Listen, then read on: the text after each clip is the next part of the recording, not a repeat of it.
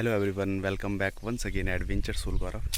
तो दोस्तों, जैसे कि मैं निकल रहा हूँ बेसिक स्कीइंग कोर्स के लिए अभिमास मनाली में। तो उसके लिए मैं क्या क्या कैरी करने वाला हूँ और एक माउंटेनिंग और हाइकिंग ट्रैकिंग के लिए आपको क्या क्या गियर कैरी करने चाहिए, वो आपको एक शॉर्ट वीडियो में बता देता हूँ। 10 से 15 मिनट का वीडियो होगा। और आपके पास मेन वेयरिंग क्या क्या होनी चाहिए, आपकी क्लोथिंग कैसी रहनी चाहिए, फुटवेयर आप शूज़ कैसा रहना चाहिए आपका प्रॉपर, और वार्म वेयर कैसे लेके जाने चाहिए आपको। क्योंकि अगर आप ट्रैकिंग करते हैं तो वार्म वेयर का होना बहुत ज़रूरी है, क्योंकि जो मोस्टली ट्रैकिंग होती है वो स्नो में ही होती है। और अगर आप कहीं उत्तराखंड में माउंटेन्स में पीक कर रहे हैं तो वहाँ पे क्या होता है कि अगर आप ट्रैकिंग कर रहे हैं तो वार्म वेयर आपका कुछ टाइम बाद स्वेटिंग से वो गीला हो जाता है, तो आपको उसको चेंज भी करते रहना चाहिए बीच बीच में। और मेन होता है हाइजीन। अगर आप अपने साथ ज़्यादा सामान कैरी नहीं करते हैं क्लोथिंग, तो उससे हाइजीन की भी प्रॉब्लम हो सकती है, क्योंकि आपका स्वेटिंग से जैसे कपड़े गीले होंगे तो नेक्स्ट आपको चेंज करने के लिए फिर आपको एक एक्स्ट्रा पेयर रखना होगा। तो जो कि आप जैसे वार्म वेयर हो गए 3 से 4 पेयर आपको रखने चाहिए, या 2 या 3 भी हो तो काफ़ी हैं। और क्लोथिंग बहुत ही ध्यान से रखनी चाहिए, क्योंकि वहाँ पे जाके आपको और कुछ नहीं मिलने वाला है। तो क्या क्या चीज़ कैरी करनी चाहिए और क्या क्या मैं इक्विपमेंट लेके जा रहा हूँ अभी अपने साथ वहाँ पे, कि वहाँ पे इतना कुछ तो होगा नहीं, बट मनाली से जहाँ पे हमारा कोर्स चलेगा वहाँ पे हमें सिर्फ स्नो के ऊपर ही स्कीइंग करनी है। बाकी ट्रैकिंग का इतना कुछ है नहीं। वहाँ पे 1 से 2 किलोमीटर ट्रैकिंग होती है मोस्टली जब हम अपनी लोकेशन से स्कीइंग के लिए जाते हैं। तो मैं आपको प्रॉपर वे में बताता हूँ कि मैं अपने साथ क्या क्या कैरी कर रहा हूँ।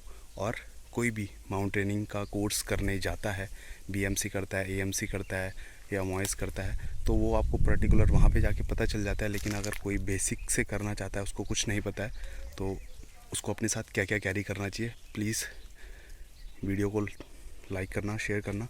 और जो भी अपने माउंटेनियर स्टार्ट करना चाहता है अपना करियर, या एज ए प्रोफेशनल किसी का शौक़ होता है खुद करने का, तो प्लीज़ उसको शेयर करना। तो मैं दिखाता हूँ आपको क्या क्या चीज़ आपको कैरी करनी चाहिए। तो फर्स्ट आता है सबसे पहले आपका रक्षक।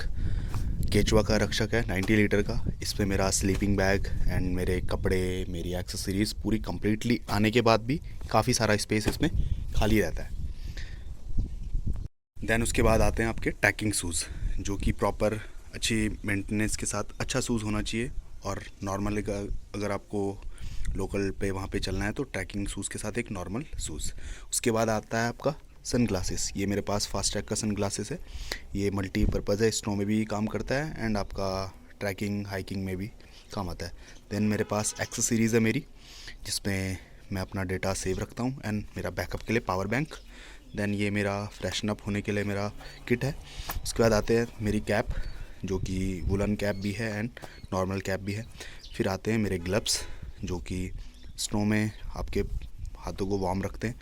देन उसके बाद एक लैपटॉप है जिसमें अपना data transfer and video editing. उसके बाद आती है मेरी वाटर बॉटल, जिसमें मैं अपनी चाय रख सकता हूँ। इसमें 4 से 5 घंटे के लिए वो गर्म रहती है। देन एक वाटर बॉटल।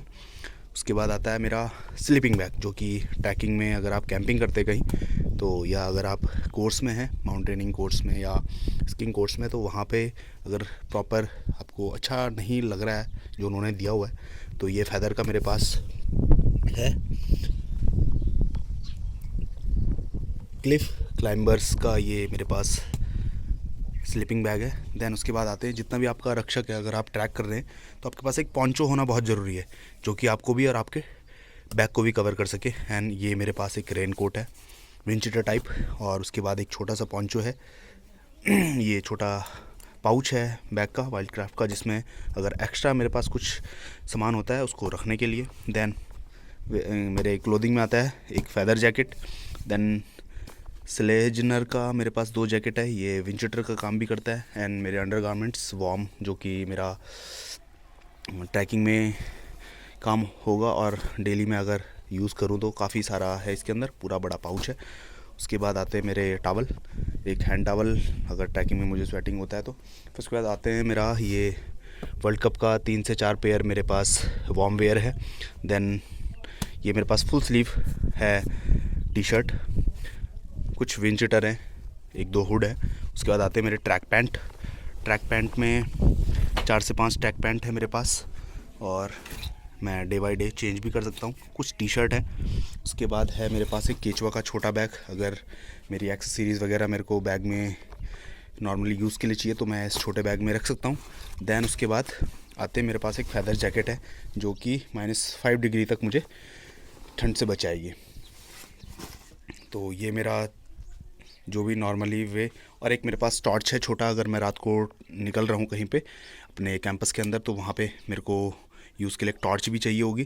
तो क्योंकि प्रॉपर अगर आप आउटडोर में जाते हैं कैंप में तो वहाँ पे प्रॉपर लाइटिंग नहीं होती है, तो आपके पास टॉर्च होना भी बहुत ही ज़रूरी है, क्योंकि वहाँ पे कभी कभी इलेक्ट्रिसिटी नहीं रहती है। वैसे मेरे पास पावर बैंक हैं, लेकिन अगर वहाँ पे कुछ इशू होता है तो मेरे पास एक छोटा सा टॉर्च भी होना ज़रूरी है। तो ये रही मेरी एक छोटी सी एक्सेसरीज़।